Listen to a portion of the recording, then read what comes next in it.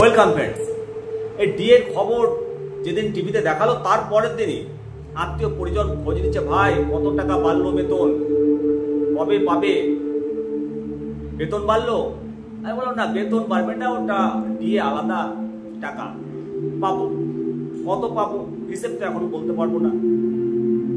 তারপরে আবার গুঞ্জন শুরু হলো, ওই তোল পাড়িয়ে উঠলো পাড়া, তবু কর্তা দেন না সারা। কথা বলছি এই কারণে যে মাস্টার মশাইরা নাকি ডিএ পাবেন না, পঞ্চায়েত কর্মচারীরা নাকি ডিএ পাবেন না, শুধু সরকারি কর্মচারীরা পাবেন। বলি মাস্টার মশাইরা কি বানের জলে ভেসে এসছে যে ডিএ পাবে না? 2009-এর রোপাটা দেখুন, ডিএ এআইসিপিআই অনুসারে ডিএ পেয়েছে এবং ডিএর বকেয়া পেয়েছে এরিয়ার হিসাবে 3 বারে। পঞ্চায়েত কর্মীরাও পেয়েছে, সবাই পেয়েছে। সরকারি কর্মচারীরা পেলে মাস্টার মশাইরাও পাবে 100%, 200%। দেবে না, না দিয়ে যাবে কোথায়? আইনের ঊর্ধ্বে আমরা কেউ নয়, সবাইকে আইনটা মানতে হবে। আর মাস্টার মশাইদেরকে না দিয়ে এত বড় দুঃসাহস কোথায় করবে না। রাজ্য সরকারের প্রতি আশা ভরসা রয়েছে।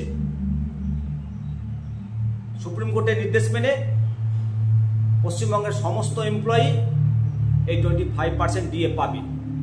আর সেই জন্য এই ডিএ মামলায় তৎপরতা এবং রাজ্য সরকারকে আইনি নোটিশ পাঠালো কর্মচারী সংগঠন।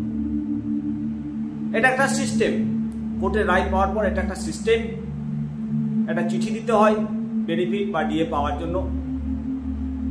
আমি নিজেও একটা কেসে বেনিফিটের ব্যাপারে জিতেছি এবং অ্যাপ্লিকেশন রিসিভ করেছিলাম পাওয়ার জন্য, পেয়ে গেছি। অনেক মাস্টারমশাই পেয়েছেন। একইভাবে এই কর্মচারী সংগঠন মহামান্য সুপ্রিম কোর্টের রায় দিয়ে আইনজীবীর মারফত চিঠি পাঠিয়েছে। কি রয়েছে সেই চিঠিতে চলুন একবার দেখে নিন। আর অযথা ফ্রাস্ট্রেশন হবেন না যে ডিএ পাবো না। Be positive. রাজ্য সরকার অবশ্যই দিয়ে দেবে, মাস্টারমশাইদেরকে, পঞ্চায়েত কর্মীদেরকে, সবাইকে দিয়ে দেবে। এবং আমাদের মাননীয় মুখ্যমন্ত্রী বলেছেন যে আইন মেনে কাজ হবে। সুতরাং আইন মেনে কাজ হবে, আইনতই মাস্টারমশাইরা ডিএ পাবে। এ ব্যাপারে কোনো নেগেটিভিটি নয়। তো চলুন কি বলছে সেটা একবার দেখে নিন। রিপোর্ট উঠে এসছে এবং সেই সঙ্গে ডকুমেন্টারি আপনাদেরকে দেখালাম। অবশ্যই মতামত দেবেন। ডিএ মামলায় তৎপরতা, রাজ্য সরকারকে আইনি নোটিশ পাঠালো কর্মচারী সংগঠন। সুপ্রিম কোর্টের ডিএ সংক্রান্ত নির্দেশ পালনের জন্য রাজ্য সরকারকে আইনি চিঠি। কনফেডারেশন অফ স্টেট গভর্নমেন্ট এমপ্লয়িজের সক্রিয় উদ্যোগে এই পদক্ষেপ। রাজ্য সরকারের জবাবের অপেক্ষা এবং তার ভিত্তিতে পরবর্তী পদক্ষেপ নির্ধারিত হবে। এই পদক্ষেপ রাজ্য সরকারি কর্মচারীদের দীর্ঘদিনের ডিএ প্রাপ্তির লড়াইয়ের একটা নতুন মাত্রা যোগ করল। অবশেষে ডিএ মামলা নিয়ে রাজ্য সরকারি কর্মচারী সংগঠনের তরফ থেকে বড় পদক্ষেপ নেওয়া হলো। সুপ্রিম কোর্টের নির্দেশ যাতে রাজ্য সরকার মেনে চলে সেই আবেদন জানিয়ে রাজ্যের মাননীয় মুখ্য সচিব এবং অর্থ দপ্তরের প্রধান সচিবকে আইনি চিঠি পাঠিয়েছেন confederation of state government employees. Confederation of state government employees মহার্ঘ ভাতা মামলার সঙ্গে যুক্ত অন্যতম প্রধান সংগঠন। গত 16 মে 2025 তারিখের সুপ্রিম কোর্টের নির্দেশ কার্যকর করার জন্য এবার আইনি প্রক্রিয়া শুরু করেছে। সংগঠনের পক্ষ থেকে আইনজীবী মাননীয় ফিরদৌস শামীমের অফিসিয়াল লেটার হেডে এই আইনি চিঠি পাঠানো হয়েছে, যা ইতিমধ্যে রাজ্য সরকারের সংশ্লিষ্ট দপ্তর গ্রহণ করেছে। চিঠিতে মূলত শীর্ষ আদালতের নির্দেশ মেনে নিয়ে অবিলম্বে ডিএ প্রদানের জন্য রাজ্য সরকারকে অনুরোধ করা হয়েছে।